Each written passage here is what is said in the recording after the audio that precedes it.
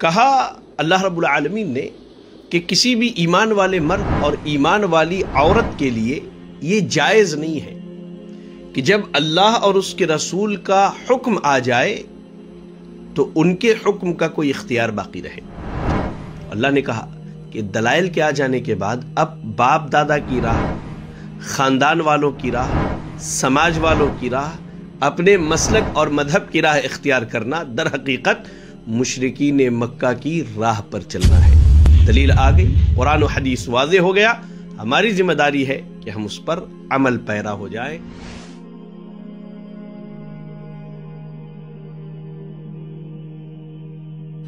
السلام علیکم ورحمۃ اللہ وبرکاتہ۔ ناظرین، ایک مسلمان کے لیے یہ واجب ہے کہ جب اس کے معاملات میں اللہ اور اس کے رسول صلی اللہ علیہ وسلم کی تعلیمات آ جائیں، یعنی قرآن مجید کی کوئی آیت کریمہ یا صحیح سند سے ثابت کوئی حدیث آ جائے، تو اب اس کی یہ ذمہ داری بنتی ہے کہ اپنے تمام تر آراء کو چھوڑ کر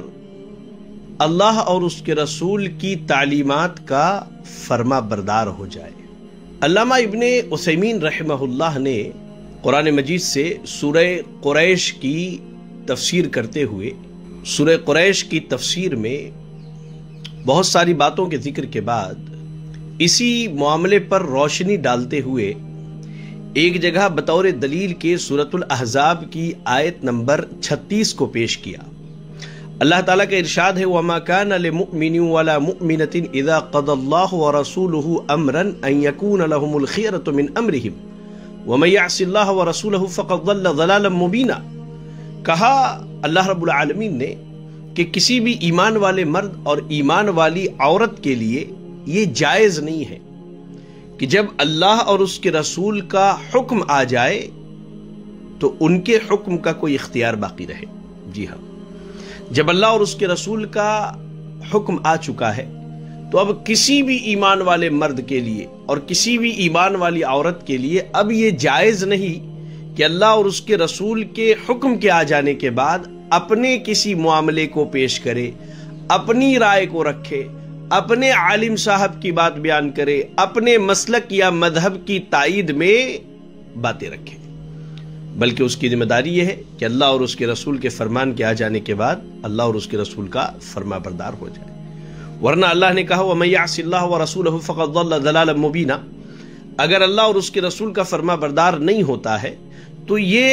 کھلی ہوئی گمراہی میں ہے۔ مستزاد اس پر یا کہہ لیجئے کہ مزید اس پر علامہ ابن عثیمین رحمہ اللہ نے آگے چل کے کہا کہ اگر ایسا شخص جو قرآن و حدیث کے صحیح دلائل کے آ جانے کے بعد اب اپنی رائے کی مدد کے لیے یا اپنے مسلک اور مذہب کی تائید کے لیے اپنے ہی قول پر ڈٹا رہے، گرچہ اسے معلوم ہے کہ وہ باطل ہے یا اسے نہ بھی معلوم ہو کہ وہ باطل ہے، بس اس کے سامنے دلائل آ گئے، اس کی ذمہ داری تھی اسے قبول کر لینا، لیکن وہ دلائل کو قبول کرنے کے بجائے اپنی رائے پر ہٹ دھرم ہے، تو کہا کہ ایسا آدمی مشرکین مکہ کی روش پر چل کر کتاب و سنت کا در حقیقت انکار کرنے والا ہے۔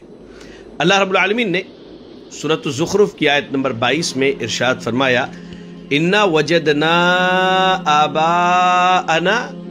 عَلَىٰ أُمَّةٍ وَإِنَّا عَلَىٰ آثَارِهِمْ مُهْتَدُونَ۔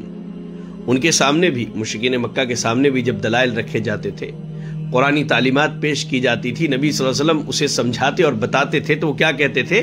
کہ ہم نے اپنے باپ دادا کو ایسے ہی پایا ہے، اسی طریقے پر، اور ہم ان کی راہ پر چل کر کے ہدایت یافتہ ہیں۔ تو اللہ نے کہا کہ دلائل کے آ جانے کے بعد اب باپ دادا کی راہ، خاندان والوں کی راہ، سماج والوں کی راہ، اپنے مسلک اور مذہب کی راہ اختیار کرنا در حقیقت مشرکین مکہ کی راہ پر چلنا ہے۔